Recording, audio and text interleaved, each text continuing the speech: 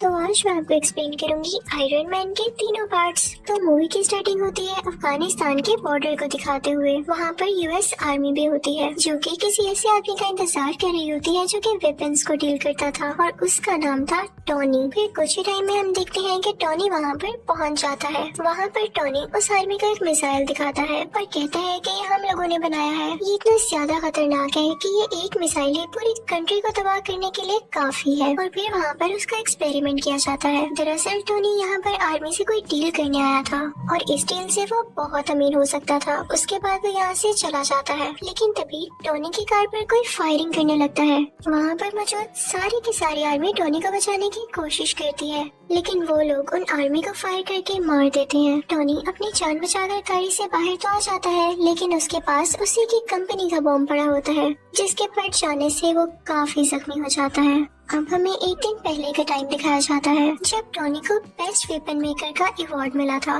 दरअसल जो कंपनी ये चला रहा था ये इसके फादर ने अपने दोस्त के साथ मिलकर बनाई थी, लेकिन जिस जगह अवार्ड दिया जा रहा था टोनी वहाँ पर मौजूद नहीं था, तो उसका अवार्ड कोई और रिसीव कर लेता है। अब अगर टोनी वहाँ पर नहीं था तो वो कहाँ पर था? वो था एक कैसीनो में। वहाँ पर वो आदमी आता है जिसने टोनी का अवार्ड लिया था। वो उसे उसका अवार्ड देता है तो वो कहता है कि यार मैं इसे कहाँ रखूंगा, मेरे घर में तो जगह ही नहीं है। वो अवार्ड वो लोगों को देकर वहाँ से चला जाता है। तभी वहाँ पर एक रिपोर्टर आती है और टोनी से कहती है कि क्या आप सेटिस्फाई हैं कि आप नए नए वेपन्स बना रहे हैं और वो इतने खतरनाक हैं कि किसी की भी जान ले सकते हैं, बल्कि पूरी कंट्री डिस्ट्रॉय कर सकते हैं। तो टोनी कहता है कि हाँ मैं सेटिस्फाई हूँ, क्योंकि अगर हम वेपन्स ना बनाए तो लोग हमें ही मार डालेंगे। उसके बाद ये दोनों कुछ टाइम साथ स्पेंड करते हैं और फिर टोनी को बताया जाता है कि उसकी अफगानिस्तान के लिए फ्लाइट है और टोनी अपने प्राइवेट जेट से होता हुआ अफगानिस्तान आ जाता है। अब सीन शिफ्ट होता है प्रेजेंट टाइम की तरफ, जब टोनी बेहोश है और एक बैटरी से कनेक्टेड है। जब उसे होश आता है तो वह देख के काफी हैरान होता है कि मेरे साथ बैटरीज क्यों लगी हुई है। वो होश में आकर अपने साथ खड़े आदमी से पूछता है कि मेरे साथ ये क्या हो रहा है। तो वो आदमी से बताता है कि जब तुम्हारे साथ वो बॉम्ब एक्सप्लोड हुआ तो उसके कई पीसेस तुम्हारी बॉडी के अंदर चले गए। वो इतने छोटे पीसेस थे कि हम उनको बाहर नहीं निकाल सकते थे। अब इसका एक ही हल था कि हम उन पीसेस को तुम्हारे दिल के पास जाने से रोक सके। तो इस वजह से हम ये इलेक्ट्रोमैग्नेटिक वेव्स यूज कर रहे हैं। तो तुम्हें घबराने की कोई जरूरत नहीं है। हमें पता चलता है कि टोनी को टेररिस्ट ने किडनैप कर रखा है और तभी वहाँ पर उन टेररिस्ट का लीडर आता है। वो टोनी से कहता है कि जानते हो मैंने तुम्हें किडनैप करके यहाँ पर क्यों बुलाया? मुझे तुम्हारा बनाया गया मिसाइल काफी पसंद आया और जैसा कि तुम जानते हो कि यूएस आर्मी ने हमारे बॉर्डर पर कब्जा कर रखा है, तो मैं चाहता हूँ कि सेम मिसाइल तुम हमारे लिए भी बनाओ और बस जैसे ही तुम मुझे मिसाइल दे दोगे तो मैं उन पर अटैक करके तुम्हें छोड़ दूंगा। तो टोनी कहता है कि हरगिज नहीं, ये तुम्हारी भूल है। तो टोनी के साथ खड़ा हुआ आदमी उसे कहता है कि नहीं ऐसा नहीं करो, तुम्हारे पास इसके अलावा और कोई सोल्यूशन नहीं है, क्योंकि ये एक ऐसा इलाका है जहाँ तुम्हारे साथी इवन आर्मी भी नहीं तुम्हें ढूंढ सकती। अब ये आदमी था कौन? दरअसल ये आदमी भी वेपन्स बनाया करता था और इन्हें भी यही लोग लेकर आए थे यहाँ पर। अब टोनी और वो डिसाइड करने लगते हैं कि यहाँ से बाहर कैसे निकला जाए। हालांकि यहाँ से बाहर जाना लग तो इम्पॉसिबल रहा था, लेकिन वो फिर भी ट्राई करना चाहते थे।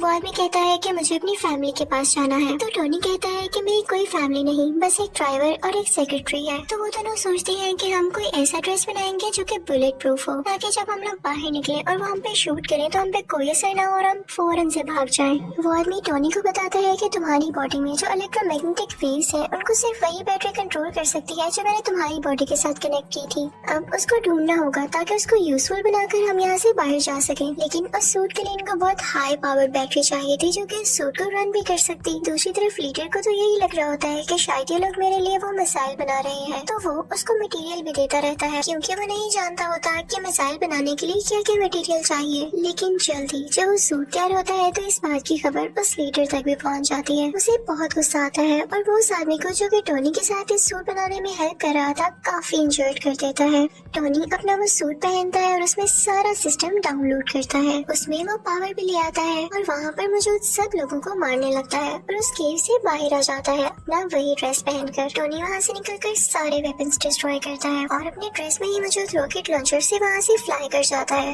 अब वो गिरता है एक डेजर्ट में, जहाँ पर उसकी टीम उसे ढूंढ लेती है और वापस उसी जगह पर ले आती है जहाँ पर वो लोग रहा करते थे। वहाँ पर टोनी के फादर के फ्रेंड भी होते हैं जिन्होंने उनके साथ मिलकर ये वेपन कंपनी खोली थी। टोनी कहता है कि मैं लाइव आना चाहता हूँ और मीडिया के सामने प्रेस कॉन्फ्रेंस भी करना चाहता हूँ। अब हम देखते देखते हैं कि टोनी पूरे मीडिया से बात कर रहा होता है। वो कहता है कि मुझे अफगानिस्तान के लोगों ने किडनैप कर लिया। उन्होंने मुझसे डिमांड की कि मैं उनको भी वेपन्स बना कर दूं।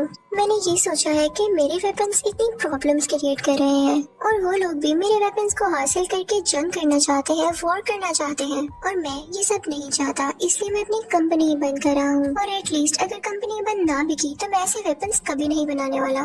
तो वो आदमी जो टोनी के फादर का फ्रेंड था, वो सारे लोगों से कहता है कि नहीं नहीं, ऐसी बात नहीं है। टोनी बेचारा अभी अपनी जान बचा कर आया है और ये सेंसेस में नहीं है। ये भी उदास है, इसलिए बहकी बातें कर रहा है, ऐसा कुछ नहीं होने वाला। टोनी वहाँ से चला जाता है और वो आदमी भी टोनी के पीछे पीछे आता है। वो टोनी से कहता है कि आखिर हुआ क्या, तुम अफगानिस्तान से कैसे बचकर निकले और तुम्हें उन लोगों ने क्यों किडनैप किया था। तो टोनी उसे सारी बात बता देता है और ये भी बताता है कि मैंने एक आयरन सूट बनाया था जिसकी हेल्प से मैं बाहर निकला, क्या तुम भी देखना चाहोगे। तो वो आदमी कहता है कि हाँ क्यों नहीं। तो टोनी अपनी शर्ट खोलता है और अपनी चेस्ट पर वो दिखाता है, यानी उस आयरन सूट का कुछ हिस्सा। वो आदमी ये चीज देख के कहता है कि ये तो लाजवाब है, हमें इस पर और काम करना चाहिए और पूरी दुनिया के सामने लाना चाहिए। हम इससे काफी अमीर हो सकते हैं और इससे हमें काफी प्रोग्रेस मिल सकती है। लेकिन टोनी नहीं मानता और फिर जाता है अपनी सेक्रेटरी के पास। वो उससे कहता है कि मेरी चेस्ट में जो टूल लगा हुआ है, मैंने इससे ज्यादा एडवांस टूल बना लिया है, उसे प्लीज उसके साथ चेंज कर दो। तो वो लड़की टोनी से पूछती है कि ये क्या करता है। तो टोनी उसे बताता है कि मेरी बॉडी में कुछ मेटल पीसीस हैं, ये उनको मेरे दिल तक जाने से रोकता है और मेरी बॉडी में और ज्यादा पावर और एनर्जी बनाता है। दूसरी तरफ डेजर्ट में उन अफगानिस्तान के टेररिस्ट को उस सूट के कुछ पार्ट्स मिल जाते हैं, जिसे वो लोग जोड़कर पता लगा लेते हैं कि असल में चीज क्या है। और उधर टोनी भी एक नए ड्रेस बनाने की कोशिश में होता है। उसने उस ड्रेस में और ज्यादा अच्छे रॉकेट लॉन्चर्स लगा रखे थे जो उसे उड़ने में मदद देने वाले थे। अब वो अपने ड्रेस में लगे सिस्टम को ऑर्डर देता है कि मुझे और ऊपर उड़ाओ, लेकिन जब वो काफी ज्यादा ऊपर पहुंच जाता है तो उसके ड्रेस में बर्फ जमने लगती है सर्दी की वजह से और उसके सिस्टम में एरर आ जाता है और वो नीचे आकर गिरता है। जैसे ही वो नीचे आ रहा होता है तो अपने सिस्टम को दोबारा से ऑर्डर देता है, क्योंकि अब उस पर से बर्फ मेल्ट हो रही थी और वो दोबारा से उड़ जाता है। फिर घर आकर वो ड्रेस में कुछ चेंजेस करता है ताकि ज्यादा ऊंचाई पर जाने में वो ड्रेस ना जमे। और टेबल पर उसकी सेक्रेटरी ने उस पुराने टूल पर कुछ लिख के उसके लिए रखा होता है, जिसे देख के वो काफी खुश होता है। फिर शाम को हम देखते हैं कि टोनी एक पार्टी में जाता है जहाँ पर उसकी सेक्रेटरी भी होती है। वो दोनों साथ टाइम स्पेंड करते हैं, डांस करते हैं और काफी एंजॉय करते हैं कि तभी वहीं पर वो रिपोर्टर आ जाती है जिसने उससे कुछ क्वेश्चंस किए थे। वो कहती है कि जो मिसाइल तुमने अफगानिस्तान में दिखाया उस जैसे कई मिसाइल अब अफगानिस्तान खुद बना रहा है और मुझे नहीं लगता कि ये तुम्हारी परमिशन से हो रहा है या तुमने ऐसा कुछ करने को कहा है। टोनी एकदम बहुत गुस्से में आ जाता है और उसे लगता है कि हो ना हो ये काम उसी आदमी का है जो कि उसके फादर का दोस्त था, यानी उस कंपनी का शेयर पार्टनर। टोनी सीधा उस आदमी के पास जाता है और उससे पूछता है क्या वाकई में तुमने वो मिसाइल वहाँ पर भेजा है। तो वो कहता है कि हाँ मुझे ऐसा करना पड़ा। तो टोनी कहता है क्या तुम्हें पता भी है वहाँ पर जो टेररिस्ट है वो लोगों को कितना मार रहे हैं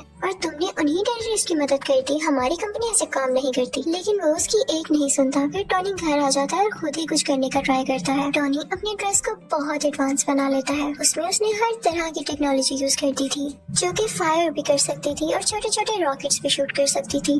टोनी फौरन से वो ड्रेस पहनकर अफगानिस्तान जाता है। वहाँ पर जाकर वो सब आदमियों से लड़ता है, इवन उन टेररिस्ट के लीडर से भी, और फिर अपनी ड्रेस से एक छोटा सा रॉकेट वहाँ पर छोड़ता है जिससे वो जगह डिस्ट्रॉय हो जाती है। वहाँ की एयरफोर्स को भी पता चल जाता है कि यहाँ पर कोई एक्सप्लोजन हुआ है, लेकिन वो आयरन मैन को ढूंढ ही नहीं पाते। फिर टोनी अपने उस दोस्त को कॉल करता है जो किसी अवार्ड देने कैसीनो आया था। वो अपने दोस्त से कहता है कि मैं ही हूँ जिसने सारा ब्लास्ट किया है, तो प्लीज तुम इस मैटर का ख्याल रख लेना। फिर जब उससे पूछा जाता है कि ये अटैक किसने किए, तो वो कहता है कि हो सकता है कई दुश्मनों ने मिलकर ये अटैक किया हो, यानी वो ये बात टोनी पर नहीं आने देता। अब जब टोनी के फादर का दोस्त ये बात सुनता है तो उसे बड़ी हैरानी होती है कि ऐसे कोई अटैक करके गायब हो सकता है। वो फौरन से अफगानिस्तान जाता है और वहाँ के टेररिस्ट से बात करता है। तो वो टेररिस्ट कहते हैं कि हम जान चुके हैं कि काम किसका है, लेकिन हम तब तक खामोश हैं जब तक हम पूरी बात का न पता लगा लें। ये आयरन मैन ही है क्योंकि हमें डेजर्ट से उसके ड्रेस के कुछ पार्ट्स मिले हैं। वो टेररिस्ट उस आदमी से कहते हैं कि अगर तुम हम लोगों को पैसे दे दो तो मैं सूट का डिजाइन तुम्हें बता सकता हूँ।